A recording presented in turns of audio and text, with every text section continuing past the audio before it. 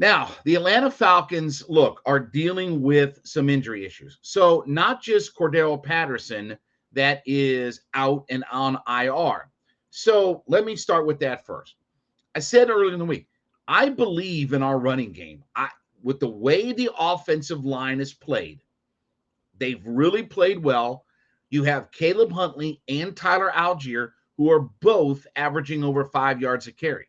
So I don't feel like, even without Patterson, I don't feel like our running game has to take any kind of step back. It all starts with those five guys up front, and those guys are doing their job right now. So, as far as what our philosophy is and what our identity has been and will be, there's no need to change that. Now, obviously, the other injury news that we're waiting to see is today whether Kyle Pitts practices or not. He obviously has not practiced Wednesday or Thursday, dealing with a hamstring issue. If he doesn't practice today, usually you can gauge in the NFL, if a guy doesn't practice on Friday, he won't play on Sunday, especially if you have to travel, right? So we'll see today if he practices or not. My anticipation in talking to some people is that we may not see him on Sunday.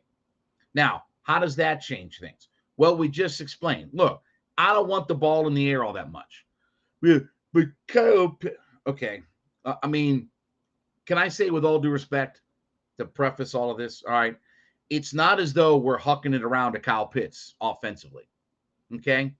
Kyle Pitts has been a very small piece. If you want to be honest and truthful, he's been a very small piece of the success of the Falcons offense this year. Okay. I know he's a unicorn and I know he's all these things that people keep telling me about, but we're also 4 games in and he doesn't have a touchdown and has barely seen the ball in the red zone.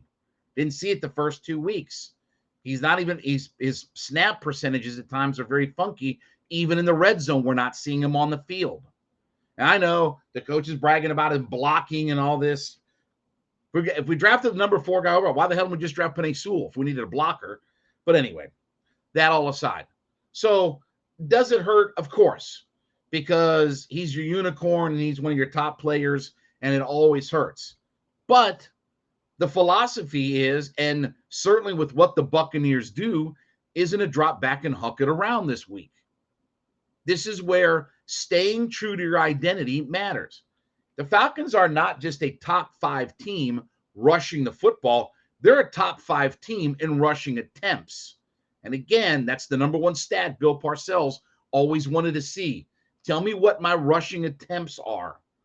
Well, the Falcons are a top 5 team there. If you commit and you stay to the run and you keep the ball out of harm's way, because, and let me PSA, I'm about to hate on Marcus Mariota again for all the fans out there. So just get ready because there's some hate coming, okay?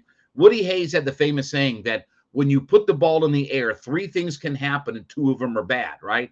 That's Marcus Mariota. You don't want him. Yeah, would I love to have Pitts? And please don't sell me on decoy. That's the dumbest term in the entire NFL. You never draft a guy that high to use the word decoy on. But the Falcons' identity is to line it up and come at you.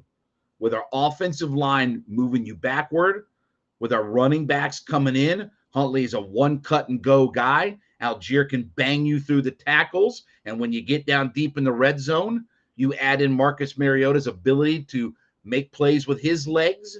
And now you put lots of pressure on the defense.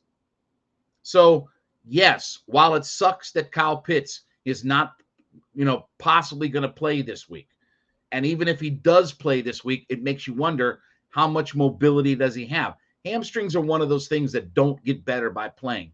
Hamstrings only get better by therapy and rest. Literally, that's it. For an NFL player, therapy and rest is the only thing you can do to give your hamstring any sort of relief. But our identity is line up and run it right at you. Will the Falcons run for another 200 yards this weekend? I don't know. Could the Falcons run for 125, 150 yards? I think absolutely. I think we have the 2 guys at running back that can handle that workload. I know our offensive line can block. And if you can keep the chains moving and keep the ball out of Marcus Mariota's hands, the loss of Kyle Pitts isn't felt as hard. You're still going to have London and Zacchaeus and guys, So you're still going to make some plays in the passing game, play action or what have you. But remember, last week in the game, the Falcons only gained 52 yards on designed pass plays, meaning that the rest of their passing yards came off of run fake plays that turned into a pass, right? The RPOs and things like that. So on pure designed pass plays, they only picked up 52 yards. Now think about that. In 2022 NFL, they only threw for 52 yards on designed pass plays without any sort of run fake involved in it. That's Chris Weinke-like numbers from when he played the Falcons at the Georgia Dome a decade or more ago. So, look, I understand and what Pitts means and this, that, and the other. But number one is they have some weapons in the passing game. Number two is, though, most importantly, is their identity is to line it up and come after you. And they don't change. And that's one of the other things I love about Arthur Smith, as we've been bragging on him all week long, is staying true to his identity. Not getting cute, not getting caught off guard. Has he made some mistakes in his play calling? Sure, every guy does in the league. Nobody's a flawless play caller, okay? But he learned his lesson after his quarterback threw a pick. Oh, by the way, let me back up. PSA, I'm about to hate on Mariota again.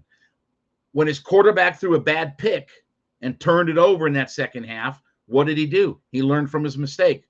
You know what? Let me take the ball out of his hands. Let me go ahead and run it here 10 times on this drive, run in the end zone. Oh, we got the ball back? Let's run it 4 more times before we go and put the ball in the air again.